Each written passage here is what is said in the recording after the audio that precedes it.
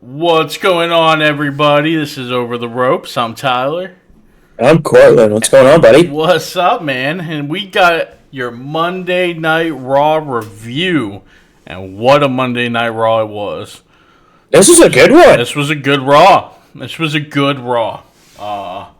They always pop off when they're in Madison Square Garden. It's hard to have a bad show there. Yeah. I've definitely heard that, they don't make any money doing Madison Square Garden. Oh, With how pricey much, venue. yeah. But it was a good show. I enjoyed it. I mean, the cage match was everything you want. Unreal. Right. I've watched it 3 times already. I can only speak for myself. I'm pretty sure I speak for you too. But I didn't watch Revolution. So don't even try to compare the 2 cage matches because I didn't see Will Ospreay versus Kyle Fletcher. No. So I got nothing for you there. Frankly, I didn't even know they had a pay-per-view until the day of. I did know, but the $50 isn't worth my blood pressure. So No, they really need to fix that. I would legitimately, even though I don't watch AEW every week, I would watch every pay-per-view if it was Peacock on the Peacock deal, or went with your Max that you're already paying for. I'd watch every pay-per-view. So they just threw it on Amazon Prime, and I was hoping it was going to be something like that, or at least maybe part of a partially discounted deal. Yep. And it was still $50. Exactly. So I'm not. No. Yeah, I mean, back in the day, it's not like you watched every single pay-per-view. You'd get WrestleMania, right. You'd get the Big Four, maybe every now and then you'd get another one. I remember ordering a Judgment Day or Great American Bash in 2005. One of them, I just remember. That's so funny. Great American Bash was one I vividly remember begging for. I just remember London and Kendrick were tag champs in one of the pay-per-views I ordered. Yeah, God, what a team. I really wanted to watch Undertaker versus Muhammad Hassan. Muhammad Hassan. Oh, that was And Undertaker ended him. That was a hell of a pay-per-view, too. Yep. Man, Undertaker, he didn't have great luck in that pay-per-view. The year before, he wrestled the Dudleys in that Concrete Crip match. Yep. Yep. Oof. But yeah, man, what a cage match. And what a story coming out of that. Oh, this is far from over. Far from over. Yep. What a promo segment by Rhea, Bianca, and IYO. Yep. Yeah, the show ended really strong. Mm-hmm. Yeah, no, it was stuff in the middle I'm iffy on, but that end, the last half an hour to 40 minutes of this show are fantastic. Oh, yeah. I mean, one thing you and I are going to have a real talk about. I told you from the fucking start, I had no interest. You know what? I'm coming to a conclusion. I am not big into some of these, cult people that, not cult people, but, people that, the IWC are in love with. I just not. Mustafa Ali did nothing for me. I know that was your dude. I enjoyed him a little bit. Nothing for me. And he seems like a nice guy. He seems cool. But Chad Gable does nothing for me. And this fucking mask gimmick that we all knew was coming did nothing for me. So... That was an interesting segment. Which is weird because, God, did I love Kurt. From the very moment he was on screen, I loved Kurt. Yep. Gable does nothing for me. That's interesting to me. Yeah, I mean, I liked him when he was with Jason Jordan. I liked him when he was with Shelton. But... Yeah, man, back when he had the long hair with Jason Jordan. Yeah, American Alpha.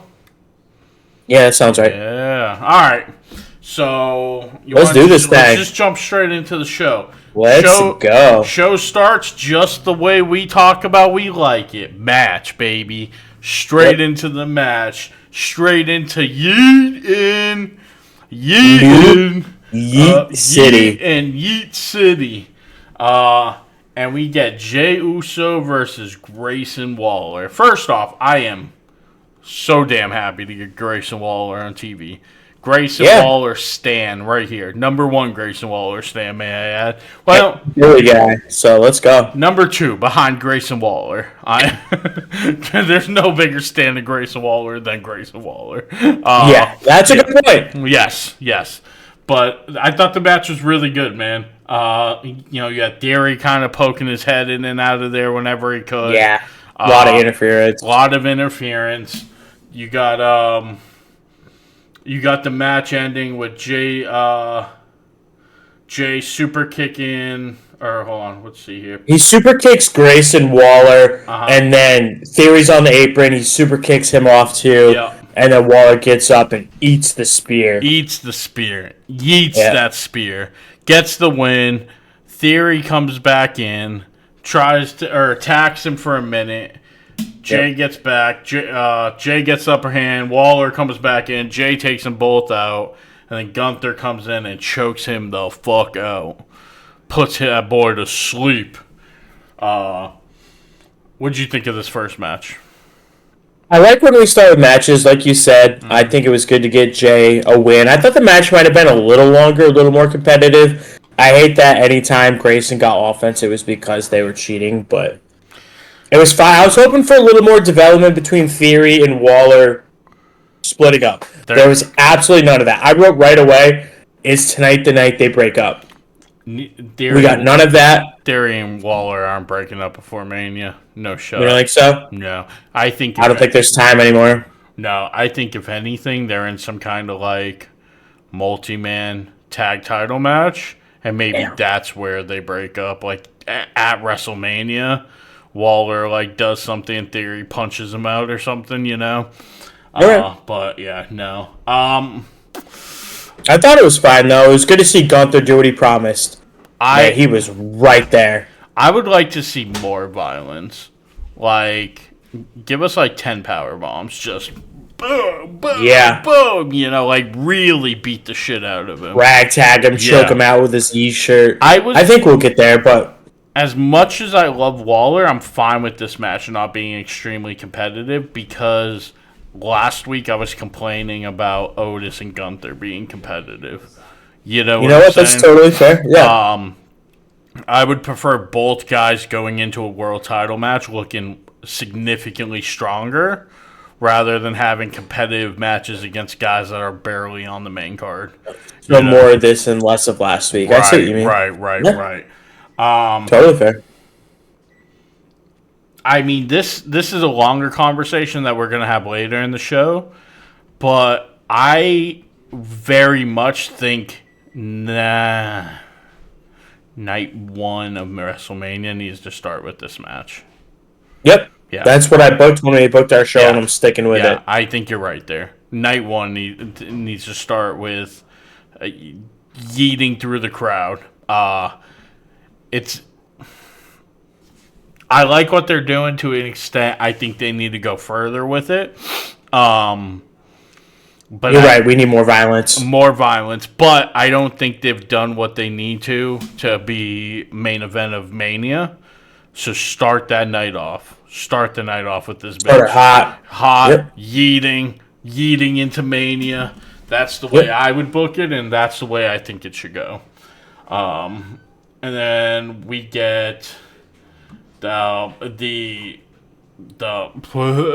can't speak today. The video package for Punk and Rollins. Great video package. Oh, my God. This was such a good package. Even if you don't like WWE, you cannot dismiss how good they are at their video packages. Holy crap. Yeah.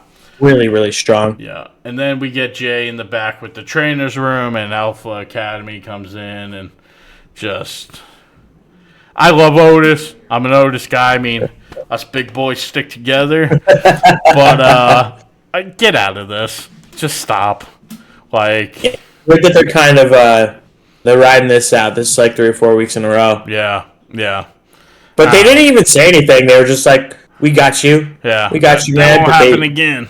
But that's exactly. But they weren't there when he needed them. And you guys aren't going to stop Gunther. Like Gunther already beat up 2 of you. Like, so after this, we get Logan Paul, who gets booed unmercifully. He comes out, he tries to talk, but he just keeps getting booed out. He says AJ Styles is supposed to call him out, but he beat him to the punch because he doesn't associate with guys like AJ Styles. Logan says when you hear his name, you think of guys like The Rock and like John Cena, names that have transcended sports and entertainment. Mm-hmm. And he's like, these are the names of the guys that'll do whatever it takes to get to the top. And he talks about how surprised he is that Cody didn't accept Rocky's offer. Yep. He says it took Cena 20 years to realize that nice guys finish last, but Logan says he's known that since day one. And then he's like, Dwayne, Rock, Final Boss, Buddy, whatever I call you, consider my soul for sale. He says he doesn't run away from opportunities when they present themselves, and that's why he's here tonight at the Mecca at MSG. And that's why he's the celebrity and talent in the ring. And then he talks about all the famous people that are ringside. One of which is comedian Andrew Schultz, who is freaking hilarious, by the way. And then he's like, real recognized real talent, recognized talent. And then he asks him for a mic, and he gets a mic, and he brings it over to Andrew Schultz. And Logan tells him to tell the people why he's at Madison Square Garden tonight. And this is awesome. Schultz is like, I'm here to see the steel cage match later, like everybody else. And Logan's like, okay, those are guys that are here. Yeah. Who are you here to see? Mm-hmm. And Schultz is like, Logan, nobody's here to see you. Not a damn person's here to see you. Kill shot. You are not in Cleveland, Ohio, buddy. This is New York City, a real arena, and we like real wrestlers. And he says he wants to see guys like AJ Styles. And Logan just tears him up over the barricade, tosses him in the ring. Yep. Yeah, and he's ready to suplex him, and AJ Styles sprints out for the save. Mm-hmm. He just rocks Logan with this nice little combo, hits a phenomenal forearm, daps up Schultz, and Logan Paul is out of there. Mm-hmm. AJ grabs a mic and tells Logan to gets his ass back in the ring. He says he's not done with him. But Logan just keeps walking, and AJ's like, oh, you don't run from opportunities? You're going to walk your sorry ass to the back? And, Logan just takes off. Yeah, I like... And they're kind of giving Logan a little bit more of like a real character, because he did. He tucked his tail between his legs, and he got the hell out of there. Why? Because a big, hairy, muscular man was athletic as he is, jumped off that top rope, and elbowed him straight in the face. And Logan was like, nah, nope. I don't know what the hell that was, but I don't want it. And that's they did good with the word. Sorry, go ahead. No, go ahead. They did good with the wordplay here. He very specifically was like, I don't run from opportunities. And I almost didn't write that down, and I was very glad I did. Like, something told me to go back and it circle back, because AJ mentioned it at the end. I like that they circle back to that. Yeah.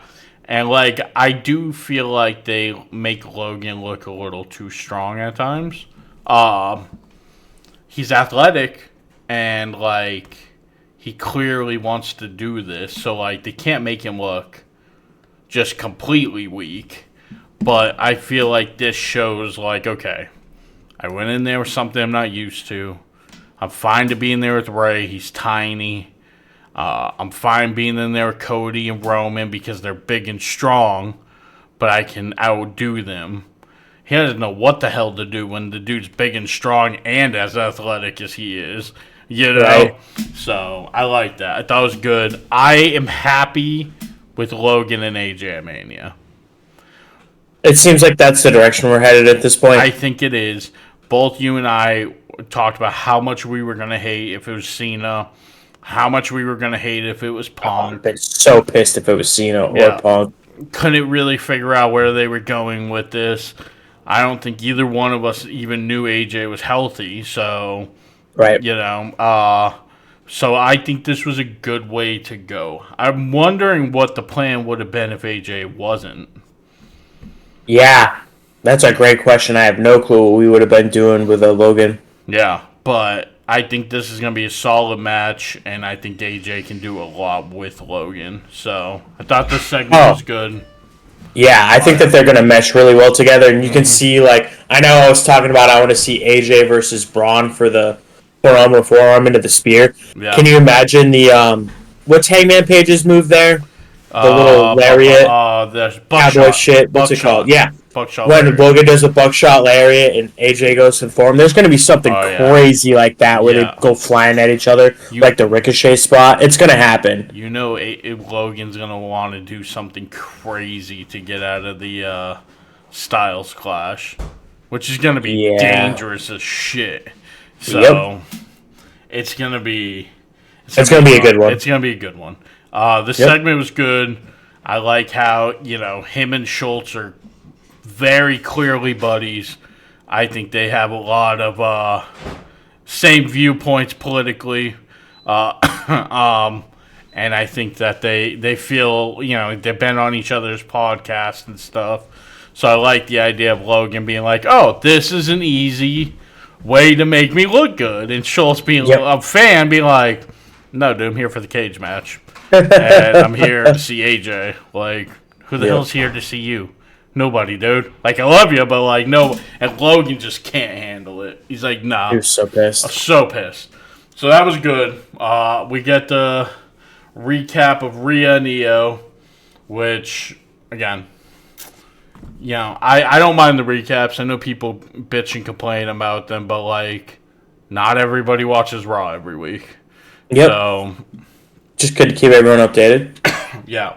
Then we get the New Day versus Rey Mysterio and Dragon Lee. I'm not calling them LWO. I saved that for the two scrubs. And a tornado tag match, which, first off, love a tornado tag. Love a good tornado tag. I don't even remember the last time we had one, to be honest. Me either. But they need to happen more because I would agree. Tags are the way to go. Frankly, normal tag matches are kind of boring. Feed me the Creed brothers and the War Machine in a tornado tag match, please, or War Raiders, whatever we're calling them. Wait until we get the draft and we get Motor City Machine Guns on the same show as Alpha or American Made and the Creed brothers. Oh, yes, please. That German suplex into like a backflip where Shelley lands on his feet, like, you know what I'm saying? Yes, yeah. And this match was just so good. Holy crap. A lot of action, just nonstop. And it was That's what's great about Tornado Tag. It was really fast. Just straight into the action. Yeah. Yeah, no, for sure. I did hate something at the beginning here. So, like, so Ray and Dragon Lee got right into it, which I liked. But I hate when tag teams try to sync their moves up, and they just spent the whole time looking at each other and not actually doing it. Yeah. But Dragon, Lee, and Ray took forever. Like, just fucking do your shit, man. Stop looking at each other. Yeah. That drove me bananas at the beginning of this. But once we got into it, I thought the match looked good. I love the classic, good guys pull the table up, bad guys put the table back onto the ring. I love that stuff. You know what that was a callback to, right? I know that just happened like a week or two ago. What match was it? No. That was a callback. Remember, the New Day made that into a thing when they were feuding with the Dudleys. When they were coming out, spray painting no tables and shit like that. Wow, I forgot about that. Yeah, and every time the Dudleys would like pull out a table in the match, the New Day would show up out of nowhere, like steal the table. How long ago was that? Is that like 10 years ago? Probably, close to. Yeah, it was the Dudleys' last run. Yeah, that was the first thing I thought about when I saw Woods do that. I was like, yeah. I totally forgot about that. Yeah, I mean, I love the Dudley, so I remember, I'm a Dudley guy. The match was just so good. Dragon Lee pops up Ray for the seated senton onto Kofi. Oh, that was awesome. Oh, man. Dude. Yeah, a lot of good moves in this one. Yeah. I like how the LWO kept going for the table. Like, the more that the New Day was like, no, Ray with Dragon Lee were like, yes. The match was great. There's just so many moves. Kofi being in the Tree of Woe. Like, oh, When Dragon Lee went from one side, oh man, yeah, that was so awesome. yeah. I like when Ray went from one rope and hit the Hurricanrana from on the Yep. other side. Yeah, Yep. the I match. think that was the move of the match. Yeah, the match was great. Ray and Dragon Lee just do so much incredible crap. New Day's one of the greatest tag teams for a reason. The match ends with Chad Gable coming out in a fucking luchador mask. You don't know that it was Chad Gable. Chad Gable coming out in a fucking luchador mask, taking out both Ray and Dragon Lee. Yeah. And then Kofi hits the backbreaker, Woods hits the stomp, New Day win. And I thought the match was excellent up until that moment. We knew this was a damn mask. As soon as that old dude said you need to be a luchador, I was like, oh, here we go. I didn't think he was going to come back this quick, though. I thought it was going to be a couple weeks. I did too. And I did like the second part to this. I will say that. Yeah. I The thought promo out back. the promo out back was funny. It's intriguing. Yeah. But I feel like this, for me, was a dud ending to an excellent match. You know what I'm saying? Yeah. And Did you know it was Gable right away? I mean, it's an American-made fucking luchador mask. No, I did notice it was red, white, blue. I did not notice it said American made until right up before they said it. But my first thought, I'm not gonna lie, I thought it was gonna be Ray Phoenix. Oh yeah, I saw a mask, and my brain just went to Ray Phoenix, and then I was like, no, I don't think that's him. And then No, go ahead, finish. No, just the red, white, and blue was kind of Yeah. a good giveaway. It was Gable. I was going to say, because I've been dreading this, as soon as I saw the red, white, and blue, I was like, oh, here we go. I'm glad Ray took the pin, though. Yeah. I'm going to agree. That is one thing that I was very happy about. Dragon Lee does not need to be in these matches just to take pins. Frankly, Dragon Lee should now go and beat Woods. Because Woods pinned Ray. You know what I'm saying? I'm down with that. Yeah. After this, we go back to the Judgment Day compound where we're always catching them. I've been really enjoying the segments between these guys. And there's always really good Easter eggs. We've been talking about this a lot in the group chat. I was trying to capture this pic before I went to work. I couldn't get it done in time because you can't screenshot stuff on Netflix. Right. So I had to take a picture from my laptop. Mm-hmm. But this is like the second or third week in a row that there's a picture of the demon somewhere in the background. Yeah. And then another buddy of ours in the chat mentioned that there was, I don't really know what it was, like a skeleton and it had a bandolier on it, which to me implies Bullet Club. But yeah, but why? Especially with they just let go of Carl Anderson and Luke Gallows. Right. That's the only reason. I saw it, but I didn't register it until RJ said it. But who knows? Yeah, see, that's what I was at work when you guys were doing that text exchange, and I managed to look at the picture, and I heard you guys talking about it, but I was like, I don't really understand what they're talking about because, again, if Carl Anderson, Luke Gallows was there, that'd be different. Right. I'd be, oh, hell yeah. Judgment Day Bullet Club.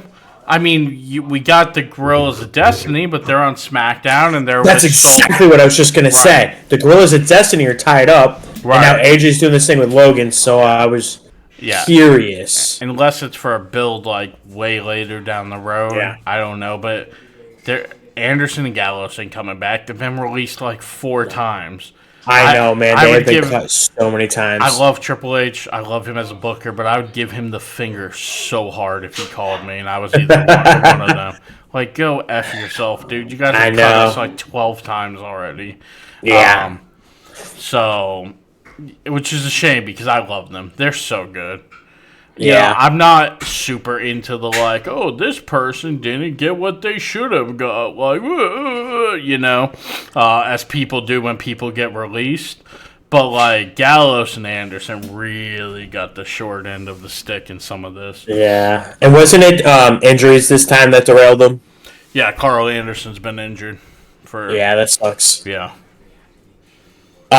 So to get into this segment, Finn is complaining that Braun Breaker's been rubbing him the wrong way lately. Finn recaps everything that happened last week, and then so the camera's just on him. You can't see who he's talking to, but he's kind of recapping everything that happened, and then he just stops and he's like, "Mate, have you ever even been listening?" And the camera pans over, and it's Carlito, who's just staring at his apple. He ignores everything Finn says, and he's like, "Have you heard Raquel ask about me?" Just completely blows off Finn. So funny. Carlito is the funniest person. Oh my god. I need a Carlito and R-Truth segment yesterday. Oh yeah. Yes. Yeah. Finn's like, "Dude, what are you talking about? I haven't even mentioned Raquel once." And Carlito, just right into other news, completely bypasses it. And he's like, "John Cena's a bad guy now. Can you believe it? I thought he'd be a good guy forever, like me." I spit out the coffee I wasn't drinking.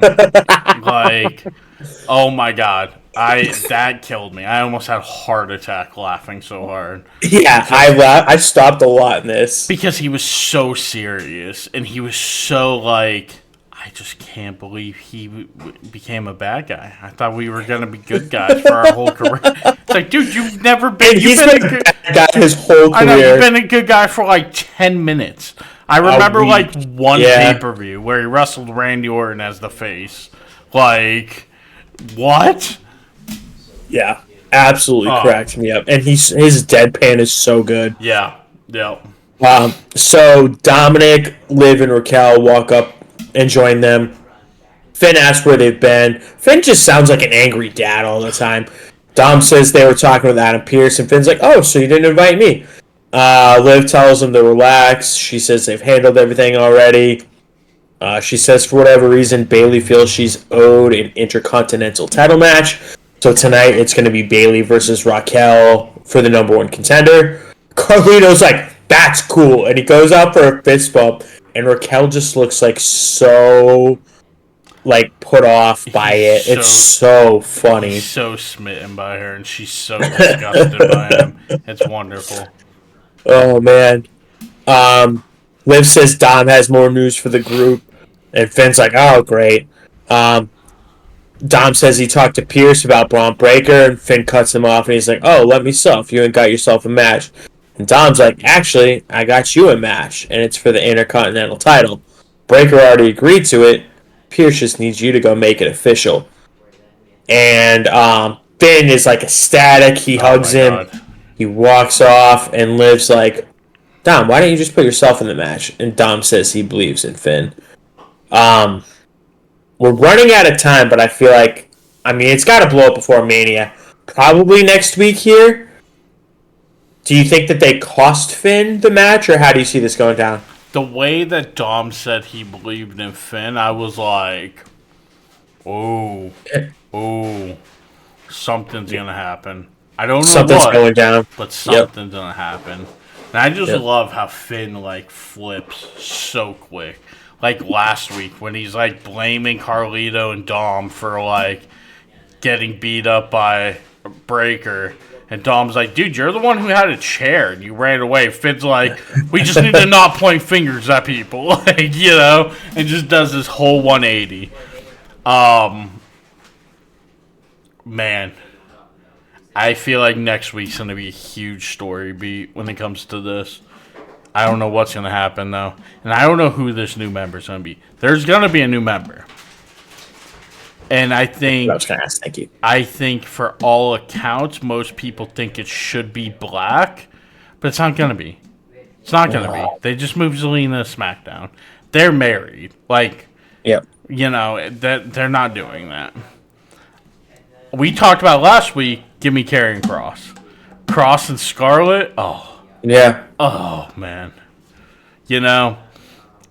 I think that's an awesome awesome combination. I think it's a good fit. I know we were talking about his hair last week. Did you see the rumor on the internet about why he keeps changing it? It depends on who he's going up screwing with. Yeah. I meant to send that to you, and I just realized when you mentioned his name, I never did. I heard somebody else say that, or I might have saw that on Twitter, and I was like, oh, because there's pictures with it, and I was like, yeah, that's true. That's true. You know what would be a great story beat and hilarious? If Carlito stands up to Raquel and bites her head off, and then all of a sudden Raquel's smitten over Carlito. Yeah, Carlito's like, no, I'm done. You know. So I don't know how much of Bruce Pritchard's podcast you've listened to, but apparently 0 minutes and 0 seconds. Apparently, Carlito in his first run had a little bit of an issue, which they could play into a little bit. Where, according to Bruce, Carlito spent more time in the girls' locker room than half the girls did, if you know what I'm saying. Really? Oh, yeah.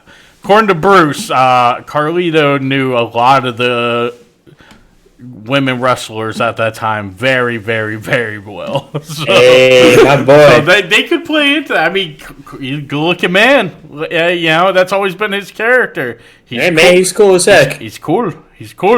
Yeah.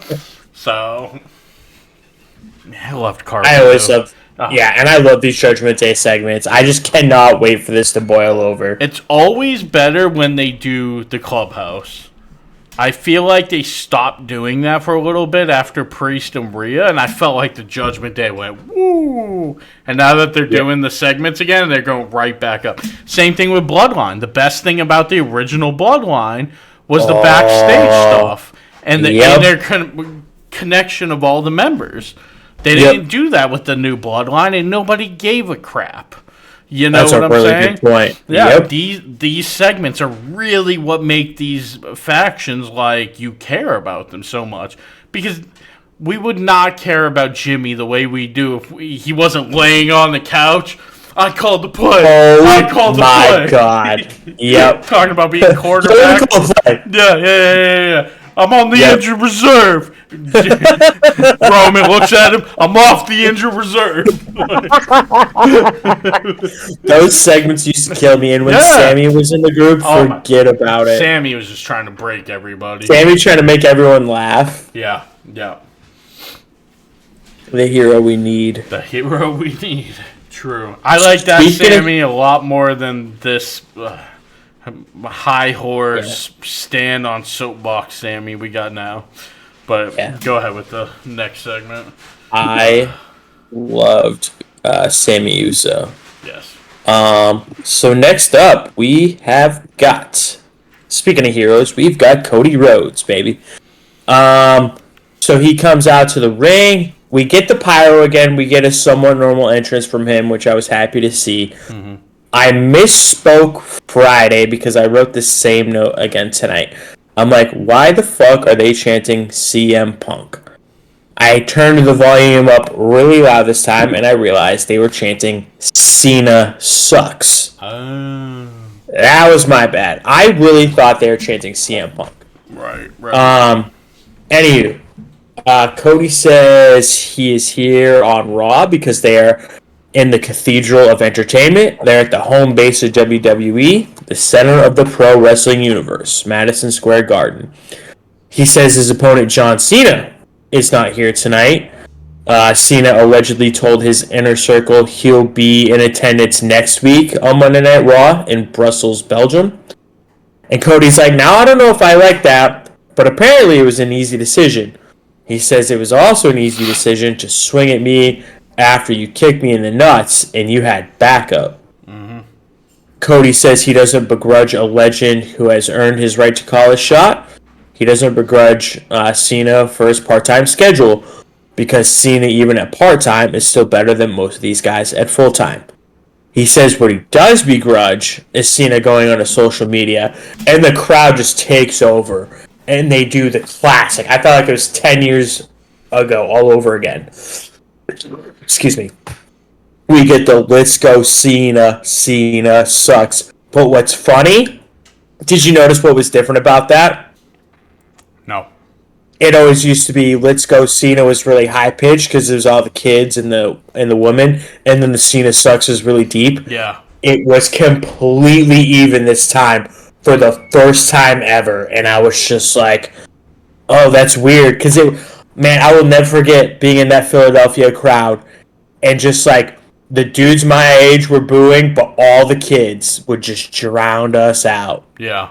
So I think it's funny. There's still people who are Team Cena, and how many? I didn't realize how many people. It's hate you. Cody. It's you people. That's what it was. It was the anti-Cena people are now all of a sudden love Cena. That's what it is. Hey man, I'm Team Cody here. You people. So Cody finally gets the crowd to cool down a bit. He says what he does begrudge is Cena's social media posts saying, "Have the discipline to do what needs to be done, even if you don't feel like it." And then Cody kind of draws a parallel, and he's like, "Did you ever have that teacher you wanted to be challenged by? The mentor who you accepted their lessons, even if they were spiteful and jarring? Or the coach that stands on the sideline while you're in the midst of the game, and they're still calling plays? At a certain point, you have to look over and say, 'John, sit down, you goddamn moron.'" And they completely butchered the bleep on this, which made me laugh. Yeah. And then he gets really fired up after this, and he says, "Best for business, right? Nobody defines best for business more than John Cena. But there's over 17,000 in attendance tonight. We know what's best for business, but the business has changed. It's tacky to tout these stouts, but here's a stat that'll never be. It's one man's delusion and one man's fantasy. 17. 17 does not happen. What does happen is the heartbreaking privilege of beating my hero in his last chance when he finds out what the rest of you already know. And he's going to find it out in real time." And he's like, "John, I'm the captain now." Yeah. Cody out. I hate to be this guy. Be that guy. I hate to be this guy. I have always been a Cody fan. Yeah. I am a Cody fan. Love Cody. Sing Kingdom every time it comes on. I love Cody. For somebody who hates The Rock, he got some real Rock tendencies.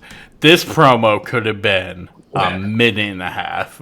Like, so you've been saying that, and as I made these notes, I was like, this is a really long-winded promo to not say much. Not a damn thing. He literally said, "I'm going to make sure I'm the captain now." Yeah, I'm the captain. You're not getting 17. And that had to go like 8 minutes to say that. Like, and again, I love Cody.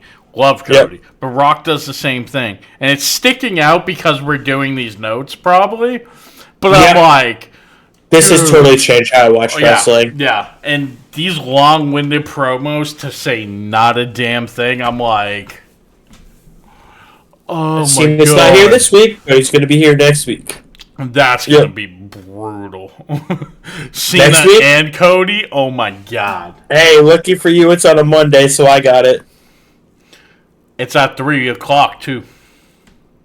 Oh, man, that's great for me, actually, because, actually, I think it's great for two reasons. A, I don't have to stay up to do it now. And B, we might be able to knock this out on a Monday night. Yeah, I was going to say, I'm going to watch it as soon as I get home from work. We could conceivably get this done, which would be amazing. Yeah, actually, we probably could. We could film it on Monday night because I'm going to watch it as soon as I get home. Like, I'm going to get home, shower, and then jump straight on watching it to get it done. So, but boy, that promo with Cena and Cody is going to be incredible to watch. Brutal to take notes on. It's going to be one of those ones I watch, and then I watch it again to take the notes. Yeah. So then we got Raquel versus Bayley. You know, Liv said Bayley was like saying she deserved an Intercontinental title match. Did I miss that? Like, I feel like Liv said that, but that never actually happened. Liv is the only one who mentioned it. Bayley wasn't even on the show last week. I know. I think that when they were in Adam Pearce's office, it's probably something that came up there, but it doesn't get explained. Okay. I just wanted to make sure I wasn't going crazy. No, you didn't miss it. I'm not trying to pick on the girl, but boy, Raquel's not that great in the ring. She's strong. And she's trying, but boy, is she just not. Yeah, this Yeah. match did nothing for me, unfortunately, which sucks because yeah, I love Bailey. Bailey's great. love Bailey's Bailey. great in the ring, but even Bailey was struggling to have like, Couldn't save it. yeah. I mean, Raquel ends up winning with the big boot and the Tahana bomb, and that's cool. I'm down to see Raquel and Lyra pump out these women's IC title matches. We talked about Yeah, these the last couple of weeks. and Start it's a different matchup. build up some stories, get her defending her title, get her on TV. That's how Chelsea got over. You kept putting her out there, kept putting her in matches. Like, now Lyra doesn't have the personality that Chelsea has. Frankly, we haven't seen any damn personality from Lyra. but None. but she's awesome in the ring. Yeah. And for some people that's enough. So just get her out there. Right. Because let's face it, I know people don't want to hear this, but for 90% of his career, Daniel Bryan didn't have shit for personality. None. Not a damn thing until he got with Kane, and Team Hell No was the first time he had personality. That shit was hilarious. Frankly, that was probably some of the best stuff Daniel Bryan ever did. So, but yeah, this match was... Didn't do much for me. Didn't do much. But we got a new number one contender. And I'm excited for that. Even if she's not a great wrestler, at least it's a different matchup.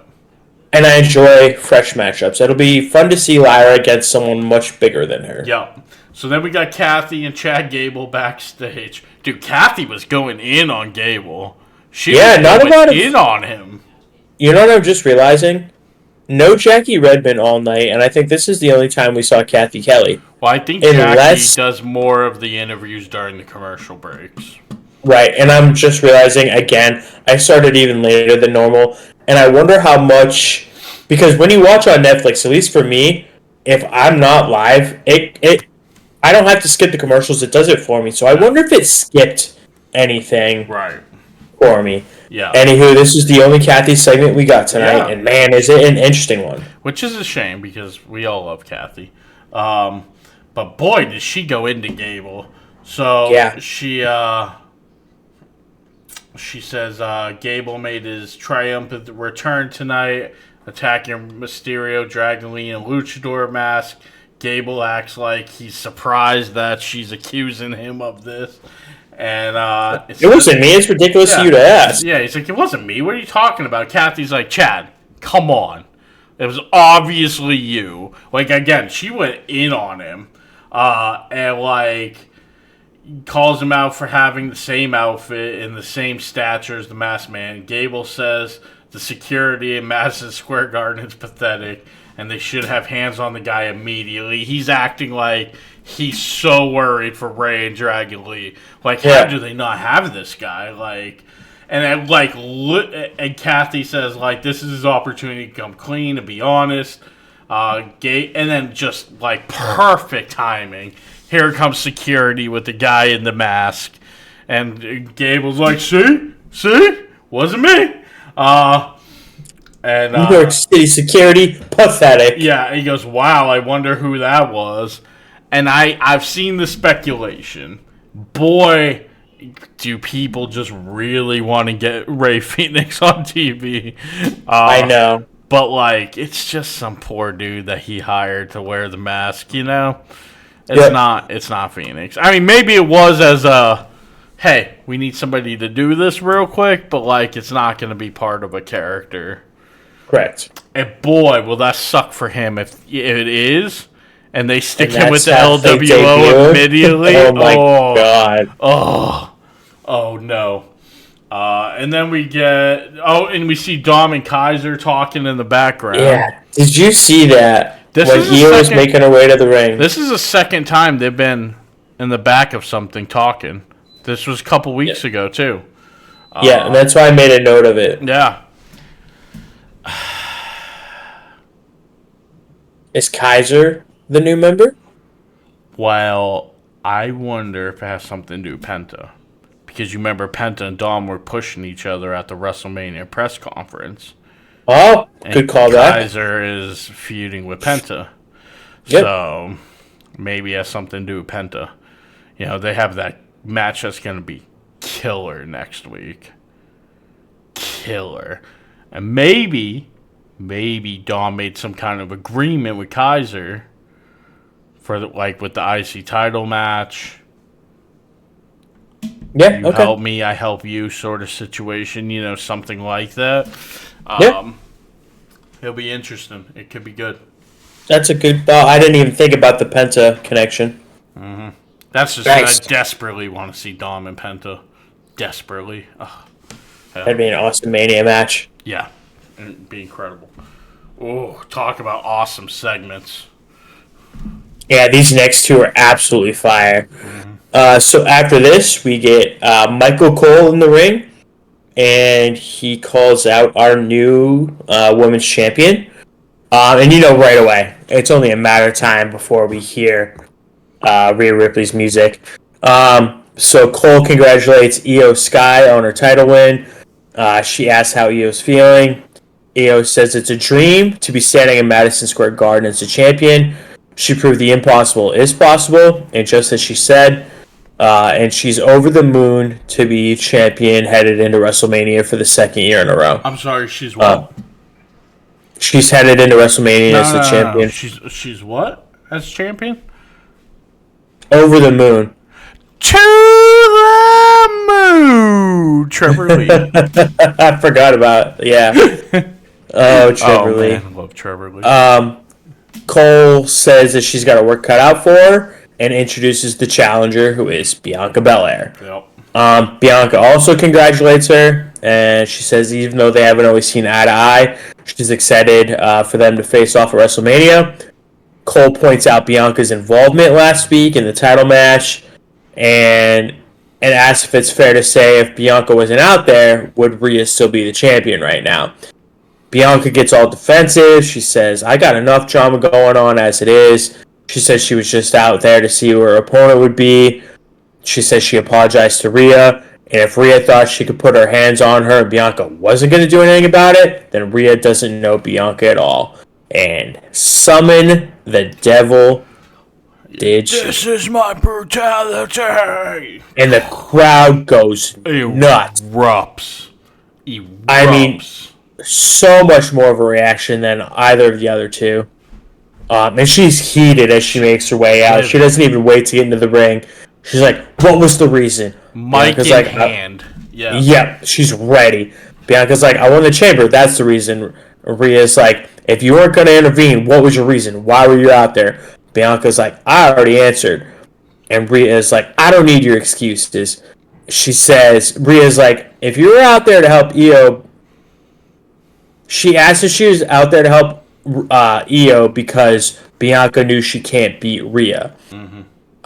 She says there's no reason to be out there. Rhea suggests that she says that Bianca should have just let Rhea handle her own business while Bianca handled hers with Naomi and Jade. That pisses Bianca off. Bianca's like, really, Rhea? I got all this going on and you want to bring that up? She says, let's just be real. You're not mad that I didn't clap for you. You're just mad I clapped for Io.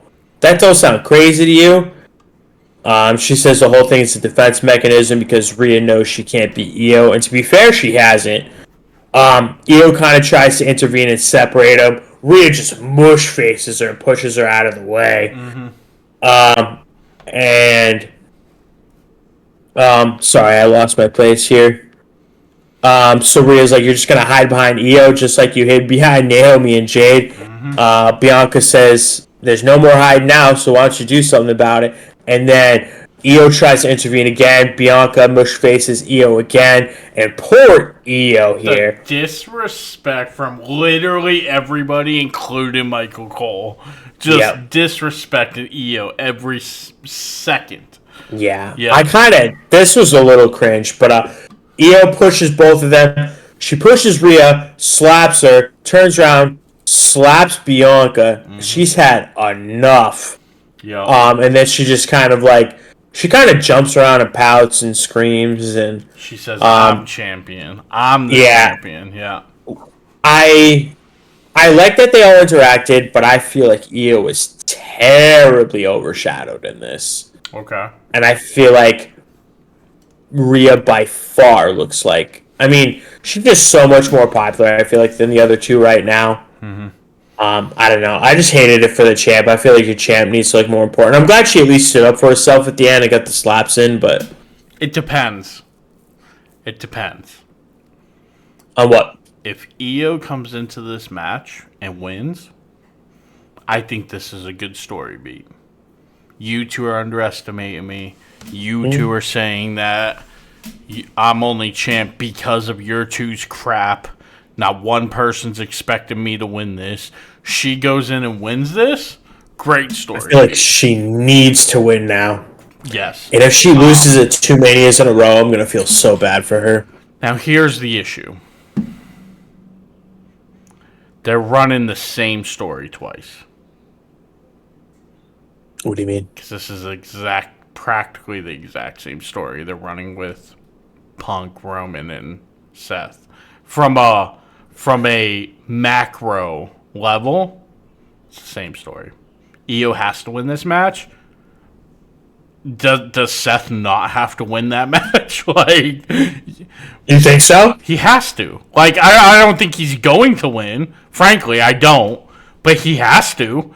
This dude's lost 12 WrestleManias in a row besides the one he wrestled Logan Paul. Like, Hey, he beat Brock in 2 minutes and 30 seconds. yeah, okay, 10 years ago. Sorry. Whatever it was. Like, I feel like there... I was there, brother. I feel like they're running the same story, and I feel... Which is fine, though. Like, they're very different, but two triple threats, two where two people are very clearly the bigger stars. Seth's going in with the win over Punk, where IYO's going in as champion. And I feel like IYO and Seth need to walk out with wins. Like, need to. I will say if IYO loses this match, yes. What was the point other than getting her in the match? You're going to make her look like a chump on the way and then have her lose? That's not great. Yeah, that's rough. Yeah, so... How do I word this without sounding like losers on the internet or that have podcasts that don't know what they're talking about?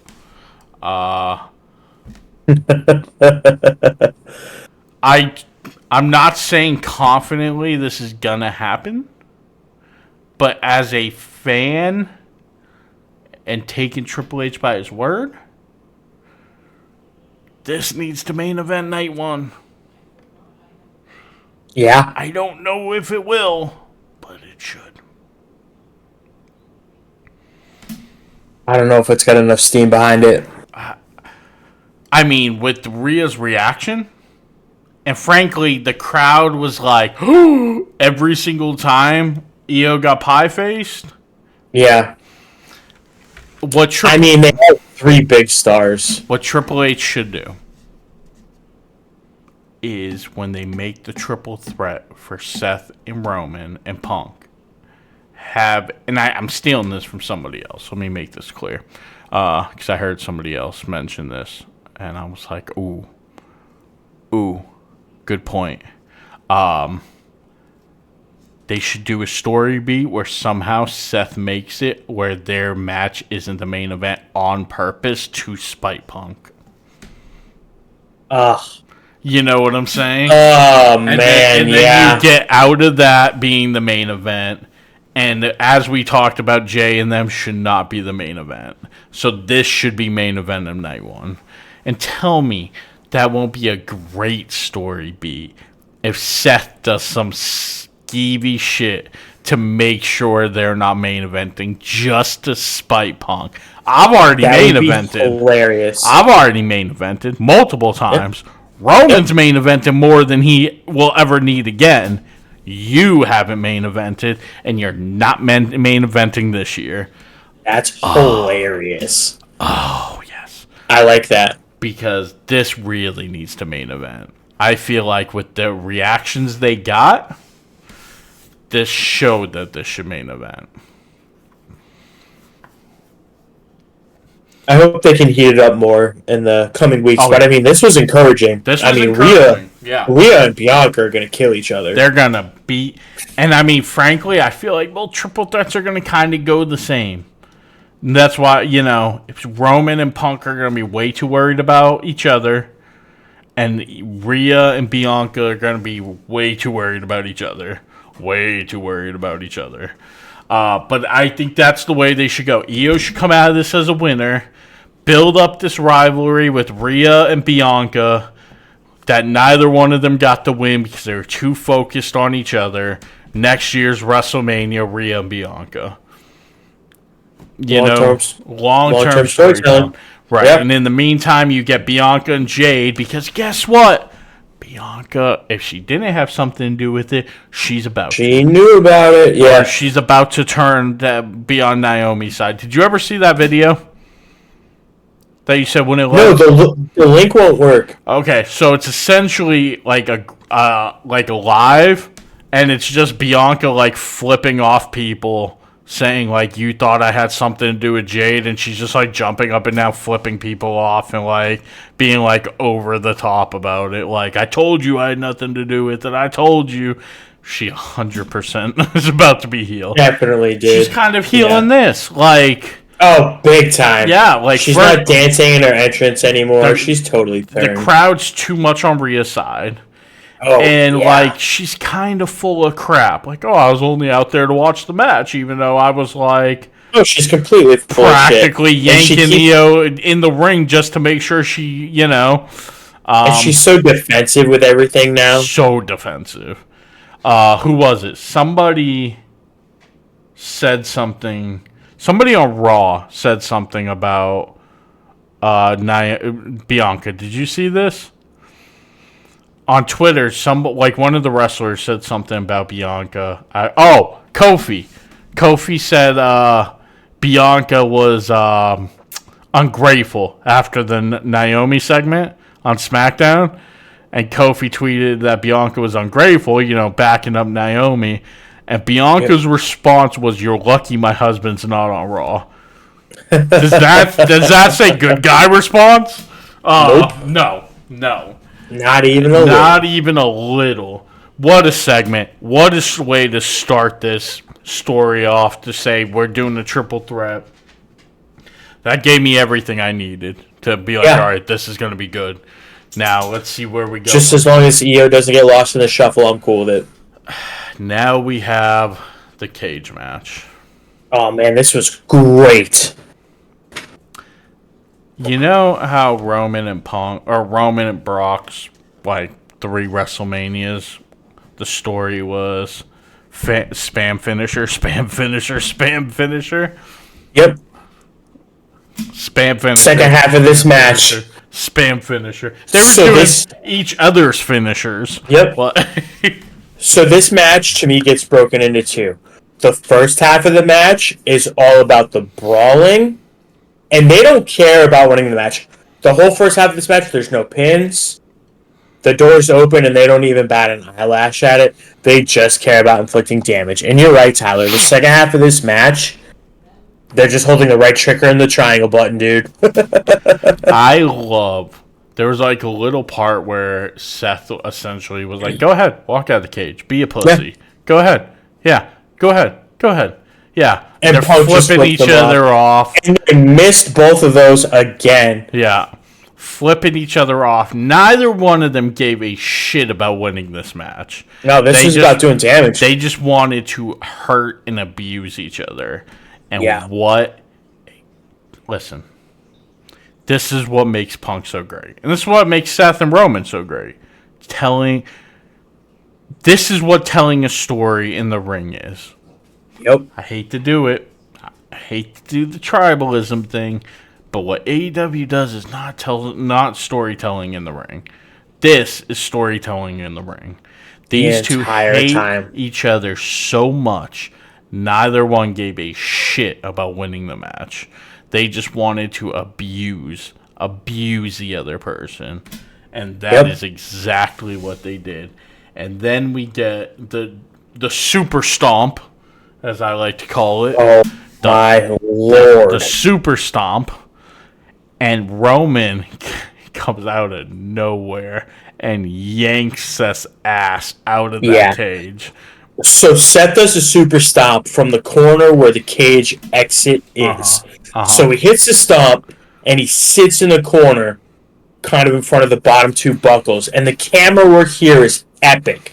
So it shoots looking in on Seth, and then it turns around, and you're right behind Seth. And the crowd just starts erupting. And you know what it is. I have cold chills right now. Yep. And you know what it is. And someone just yanks Seth. And it's right Roman, and the place just erupts. Yeah. And we talked about it last week. We were like, so we're going to see Roman, right? And I looked at the clock, man. There's 3.5 minutes left, and I'm like, fuck, Tyler, we need... There's no time limit. Oh, I'm behind, though. So there was a hard out, you know what I mean? Yeah, That's the one thing that sucks about starting late, is I did. Right. But yeah, oh, man, this was awesome. Yeah. And Roman beats the dog shit out of Seth. Beats that boy down. Superman punch, spear, stomp. I love Roman's character because he's so damn insecure. He can't handle the slightest insecurity. And he looks in the ring and sees Paul Heyman checking on Punk. And he cannot handle it. Loses it. His adrenaline's up. He's not thinking. He's hyped up. And he loses his damn mind when he sees... I mean, to be fair, Heyman's like cuddling Punk. He's like baby holding his head. He was mad enough that he forgot about stomping Seth's head into the steps. And he goes in and beats the living shit out of Punk. You want to talk about little brothering someone? He fucking ragdolled Punk. Yeah. Off one side of the cage, off the other side of the cage. And man, did that time out perfect. And Heyman looked horrified. It was such a good ending. A great match. A great ending. This is perfect way to build up that triple threat match. It's going to be spectacular. Oh, it's going to be so good. What a good finish. What a good finish. What a good match. And what a good Raw. Like you said, especially that back half between the women's title segment and the cage segment. Yep. Damn. I already feel like this year's build to WrestleMania was better than last year's. I think last year there was a lot of just like trying to reshuffle the pieces, and Triple H is taking over the regime, and there's just a lot of moving parts. I just remember last year, like every match, like you were excited for, but you're like, man, they didn't have much of a build, Yep. And this year, I feel like you're like, man, I didn't see any of these matches coming, but what a damn build. Holy shit. Yep. So that is Monday Night Raw. Hell of a Raw. Right, Raw. Hell of a Rumble we're setting up for. WrestleMania. Hell of a WrestleMania we're setting up for. And we are going to see everybody tomorrow because tonight is Tuesday. And we got NXT Roadblock? Yes, because it's the Vacour versus Julia. Yeah, Madison Square Garden show. Trick versus Ethan Thorpe in the Underground? Or is that next week? I think that's next week. No, so we got Julia and Stephanie. Yep. We got Oba and Moose. Yes. We got Fraxium and the Hardys. That's tonight? Yeah. Oh, let's go. We got Ethan Page and Javon Evans in the street fight. Oh, that's yeah. And then we got Jordan Grace and Roxanne. Wow, this is a stacked show. This show's going to be so damn good. So yeah, man. So you will see us tomorrow with our NXT Roadblock review. So that is going to do it for today's show, man. What a Raw. Yeah. What a good conversation. And give us a like, subscribe, comment, tell us what you thought of this Raw, man. If you speak in the comments, we speak back. That's how it goes. More interaction we get, the more stuff we can do that's interactive. We can, get messages, we can respond to them, things like that. So just hit us up. Let us know what you think. Let us know what you think of the show, and we'll see you guys tomorrow. So everyone have a good night, and enjoy NXT Roadblock. Yeah. Peace.